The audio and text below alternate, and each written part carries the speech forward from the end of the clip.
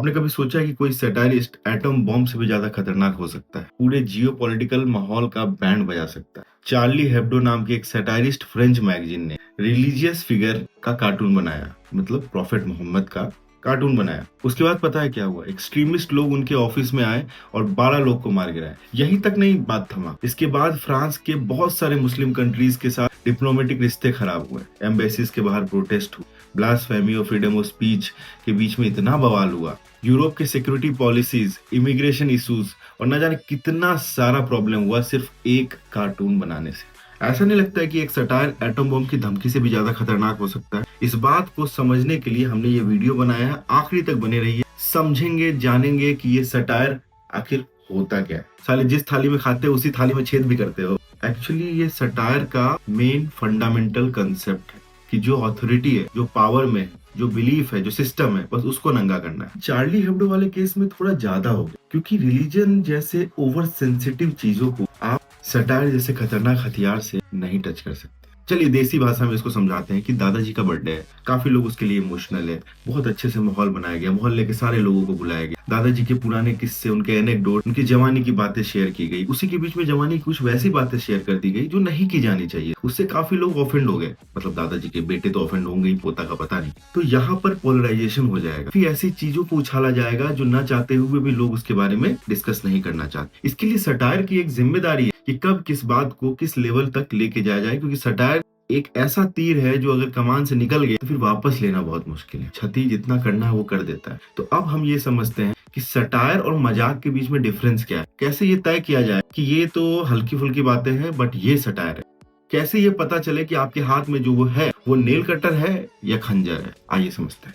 Satire एक तरीके से मेंटल तड़का है जो थोड़ा सा हंसाता है, थोड़ा सा जलाता है, लेकिन बहुत सारा सोचने पे मजबूर करता है। जब आप किसी बहुत बड़े लीडर के काम से रिलेटेड चीजों पे मजाक करते हो तो एक बहुत बड़ा तबका ये सोचने पे मजबूर हो जाता है कि ये सही बोल रहा है कि गलत बोल रहा है। अगर उन्हें ये बात गलत लगती है तो वो ऑफेंड हो जाते हैं, और सही लगती है तो आपकी बातों से सहमत होकर एक बड़ी सेना का निर्माण करते हैं। और फाइनली एक सटायर का कंक्लूजन ये निकलता है कि वो एक पावर पर डिस्कस करना शुरू कर देती है जो इससे पहले नहीं हो रहा होता। हमें इस बात को समझना होगा कि सटायर एक दो धारी तलवार है। अगर लोगों में ये अवेयरनेस बनाती है तो साथ ही साथ पोलराइज भी करती है। कुछ लोग अगेंस्ट भी खड़े हो जाते हैं, जैसे चार्ली हेब्डो के केस में हुआ। कुछ लोग फ्रीडम ऑफ स्पीच के साथ खड़े थे, कुछ लोग रिलीजन और सेंटिमेंट्स के साथ खड़े थे। चलिए इससे और बेहतर तरीके से समझते हैं सटायर और मजाक के बीच का डिफरेंस रियल लाइफ में हुए कुछ घटनाओं से।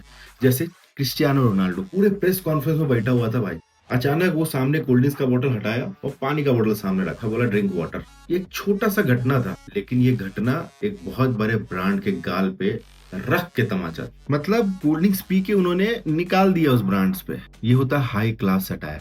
अब बात करेंगे मजाक का। कुणाल कामरा का भी लेटेस्ट स्टैंड अप वीडियो आपने देखा होगा, उसमें अंबानी के बेटे के बारे में उसने एक बॉडी शेमिंग का मजाक किया है। अंबानी के बेटे का एल्बो नहीं दिख रहा। I am fat, okay, I don't believe in body shaming till you lose N elbow. एक मजाक है, पेट पकड़ के आपने वहां पे हंस दिया, हो गया खत्म।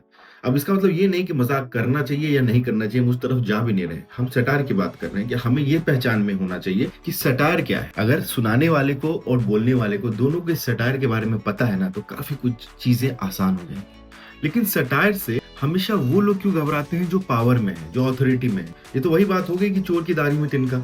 इसको हम थोड़ा अच्छे से समझते हैं। जैसे एक आर्म्स बनाने वाली फैक्ट्री है, वहां पे एक मजदूर है जो काम करता है, वो हथियार बनाता है, बट उसको इतना समझ हो गया हथियार बनाने का कि उसके माध्यम से वो धीरे धीरे सीढ़ियां चढ़ के एक बहुत ही बड़े डिक्टेटर वाले पोजीशन पे वो आ गया। सबसे पहला काम वो क्या करेगा? सबसे पहला काम वो अपने हथियार बनाने वाली फैक्ट्री को बहुत ही सिक्योरिटी वाइज टाइट करेगा, उसको हमेशा स्क्रूटिनाइज करेगा, उस पर हमेशा कड़ी नजर रखेगा। क्यों? क्योंकि उसको भी पता है कि जैसे मैं निकला हूं यहाँ से, वैसे कोई और भी निकल सकता है। चलिए इसको भी एक रियल लाइफ एग्जांपल से समझते हैं। शिवसेना को शुरू करने वाले श्री श्री बाला साहेब ठाकरे जी, आपको पता है वो कार्टूनिस्ट थे, सटायर की दुनिया का सबसे रिफाइंड आर्ट फॉर्म।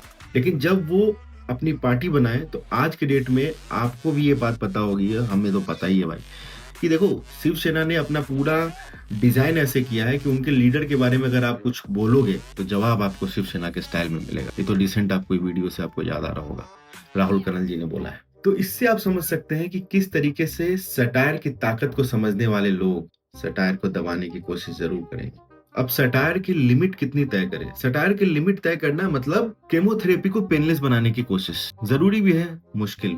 सटायर का काम है सिस्टम को छेड़ना, लोगों को अवेयर करना। लेकिन अगर इस बात पे लोग एक दूसरे का गला पकड़ने लगे और जंग जैसा माहौल हो जाए, फिर सटायर में कोई दिक्कत है। तो कब मारे सटायर? एक तरफ फ्रीडम ऑफ एक्सप्रेशन है, दूसरी तरफ हम दूसरे के फ्रीडम को एनक्रोच भी नहीं कर सकते हैं, डिसरिस्पेक्ट नहीं कर सकते, ऑफेंड नहीं कर सकते हैं। तो क्या करना चाहिए? एक तरीका ये हो सकता है कि हम किसी पर पर्सनल अटैक करने से बचें, जैसे कि कुणाल कामरा जी ने अपने स्टैंड अप वीडियो में अंबानी के बेटे पर बॉडी शेमिंग की है।